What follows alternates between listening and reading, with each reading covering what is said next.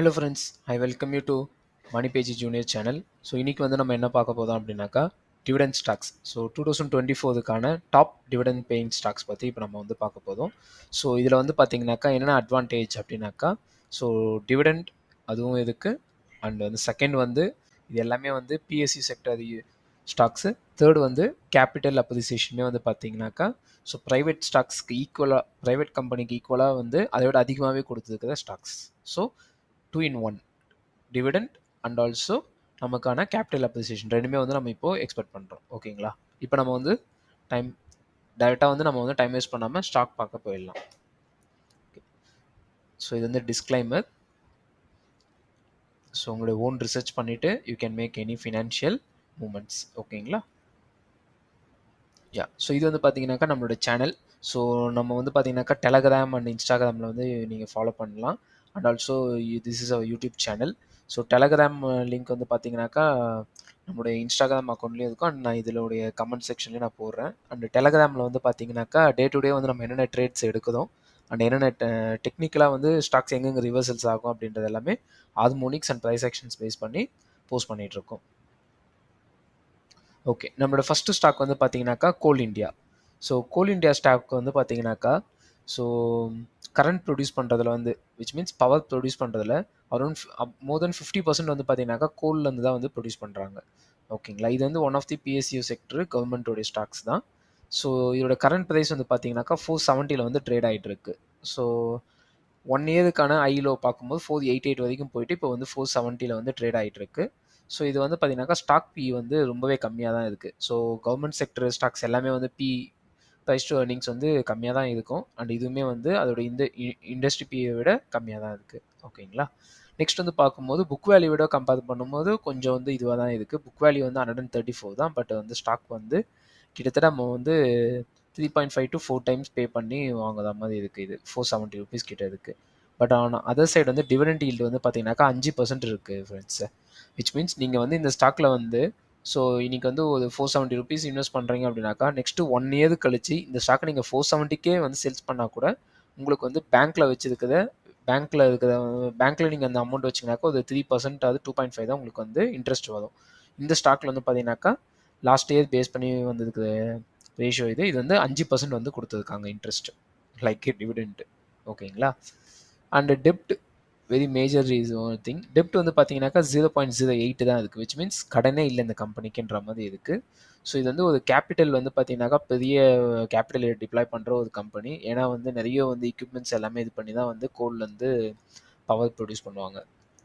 So next வந்து பார்க்கும்போது quarter on quarter based on the last year same quarter வந்து பார்க்கும்போது இந்த வருஷம் வந்து 26% கிட்ட அவங்க வந்து க்ரோத் வந்து காமிச்சிருக்காங்க, ப்ராஃபிட் க்ரோத். நெக்ஸ்ட் வந்து பார்த்தீங்கன்னாக்கா ரிட்டர்ன் ஆன் 1 இயர், லாஸ்ட் 1 இயருடைய இந்த ஸ்டாக்கோட ரிட்டர்ன் மட்டும் பார்த்தீங்கன்னாக்கா 96%, 95.8%. ஸோ எவ்வளோ ஒரு ட்ரெமெண்டஸான வந்து இது பார்த்தீங்களா?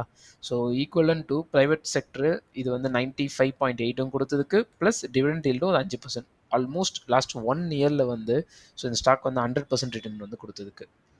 So government stock, so high dividend paying stock, capital appreciation provide பண்ணுற ஸ்டாக்கு, டெப்டே இல்லாத ஒரு ஸ்டாக்கு, பிஇ ரேஷியோ வந்து கம்மியாக இருக்கிற ஒரு stock. So I think parameters எல்லாமே வந்து ஓகேவாக தான் இருக்குது ஃபார் தி டிவிடெண்ட் ஃபோக்கஸ்டாக இருக்கிறவங்க அண்ட் லாங் டேர்ம் இன்வெஸ்ட்மெண்ட் பண்ணுறவங்களுக்கா this can also be a number 1 pick. So number 1 பார்த்ததுக்காக அப்படியே போய்ட்டு எல்லாத்தையும் வந்து நம்ம நம்பர் 1லேயே வந்து இன்வெஸ்ட் பண்ணணுன்றது கிடையாது. வி ஹேவ் ஸ்டில் நம்பர் 5 வரைக்கும் நம்ம வந்து எடுத்து வச்சுருக்கோம். ஸோ நெக்ஸ்ட் வந்து பார்த்தீங்கன்னாக்கா ONGC, oil and natural gas corporation limited. ஓகேங்களா? ஸோ இவங்க வந்து பார்த்தீங்கன்னாக்கா இவங்களுடைய மார்க்கெட் கேபிட்டலைசேஷன் வந்து பார்த்தீங்கன்னாக்கா 3,50,990 crores. ஸோ இதுவுமே வந்து இண்டஸ்ட்ரி பியை விட ஸ்டாக் பி வந்து கம்மியாக இருக்குது. விச் மீன்ஸ் 50% தான் கிட்ட தான் ரீச் அவுட் பண்ணியிருக்காங்க. ஸோ விச் மீன்ஸ் இது வந்து ஒரு சீப்பான ப்ரைஸில் இருக்குன்ற மாதிரி மீனிங். நெக்ஸ்ட் வந்து புக் வேல்யூ வந்து 246 இருக்குது. ஆனால் கரண்ட் ப்ரைஸ் வந்து பார்த்தீங்கன்னாக்கா 279. அரௌண்ட் வந்து புக் வேல்யூ நியர்பைலேயே தான் வந்து இவங்க வந்து ட்ரேட் ஆகிட்டு இருக்காங்க.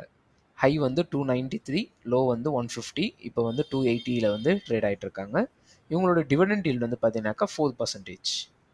ஸோ பட் ஆனால் இவங்க வந்து லாஸ்ட் குவார்ட்ரு ஐ மீன் லாஸ்ட் இயர் இதே quarter January to March quarter வந்து கம்பேர் பண்ணும்போது இவங்க வந்து 10% வந்து இந்த வருஷம் வந்து லாஸ் வந்து இது பண்ணியிருக்காங்க. பட் ஆனால் அது வந்து ஒரே ஒரு குவார்டர் பேஸ் பண்ணி தான் நம்ம இங்கே வந்து ஷோ பண்ணுறோம். ஓவரால் இயர்லி வைஸ் பார்க்கும்போது இவங்க இதை விட நல்ல ப்ராஃபிட் தான் பண்ணியிருப்பாங்க. ஸ்டாக் வந்து பார்த்தீங்கன்னாக்கா அரௌண்ட் வந்து 70% வந்து மூமெண்டம் ஆயிருக்குங்க. 70 இங்கே வந்து ஒரு 4னா கூட அரௌண்ட் 74 to 75% வந்து ஸ்டாக்ஸ் வந்து 1 இயரில் வந்து கொடுத்துருக்கு.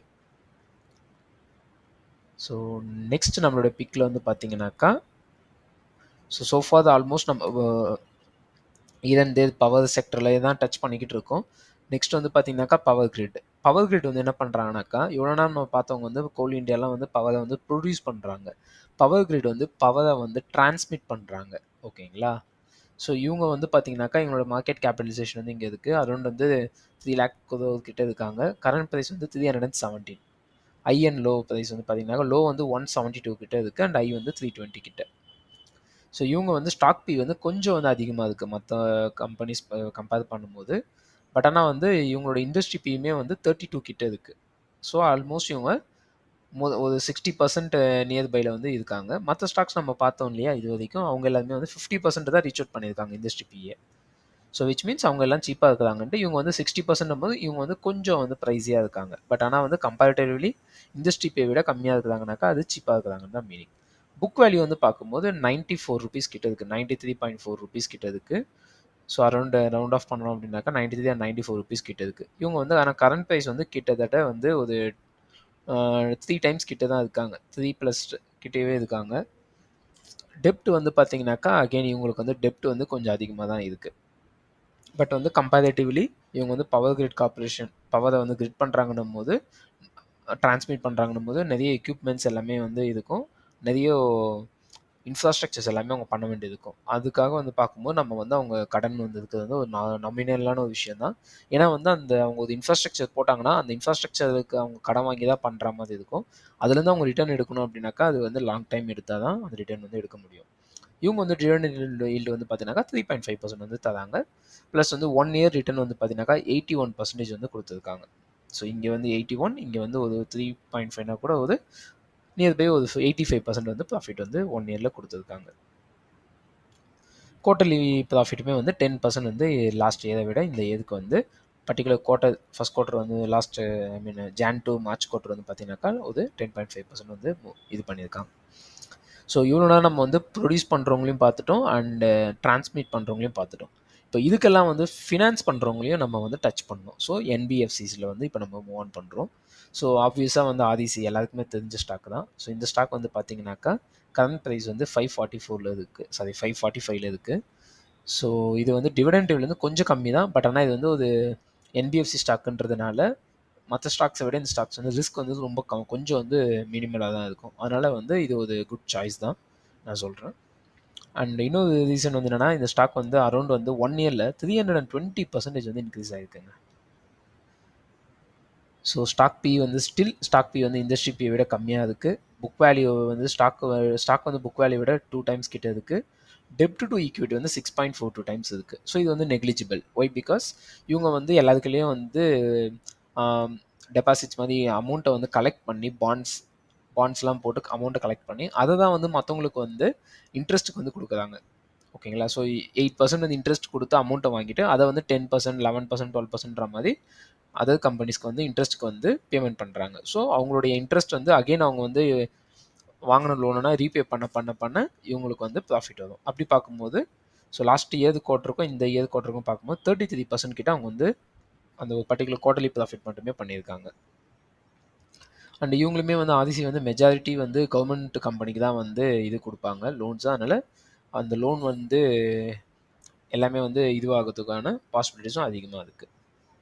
எதுவுமே வந்து என்பிஎல் போகாது அப்படின்ற மாதிரி என்பிஏ வந்து மினிமலாக இருக்கணும் வேணால் நம்ம எடுத்துக்கலாம். நெக்ஸ்ட் வந்து PFC, power finance corporation. So இவங்களுமே வந்து ஃபினான்ஸ் தான் பண்ணுறாங்க. ஸோ இவங்களுடைய மார்க்கெட் வந்து பார்த்தீங்கன்னாக்கா 1,54 crore கிட்ட இருக்காங்க. அண்ட் ஆர்இசியிலேயே வந்து பார்த்தீங்கன்னாக்கா ஸ்டேக்ஸ் வந்து பிஎஃப்சி வந்து வச்சுருக்காங்க. ஸோ ஆர்இசி ப்ராஃபிட் பண்ணாலுமே பிஎஃப்சிக்கு அதுக்கான ப்ராஃபிட் வரும். அதே மாதிரி ஐஆர்டிஏல வர ப்ராஃபிட்லேயுமே ஒரு சில பர்சன்டேஜ் வந்து பிஎஃப்சிக்கு தான் வரும். ஸோ பிஎஃப்சி வந்து கிராண்ட் மதர் கம்பெனி மாதிரி இந்த 2 கம்பெனிலுமே வந்து ஸ்டேக்ஸ் வந்து இது பண்ணி வச்சிருக்காங்க.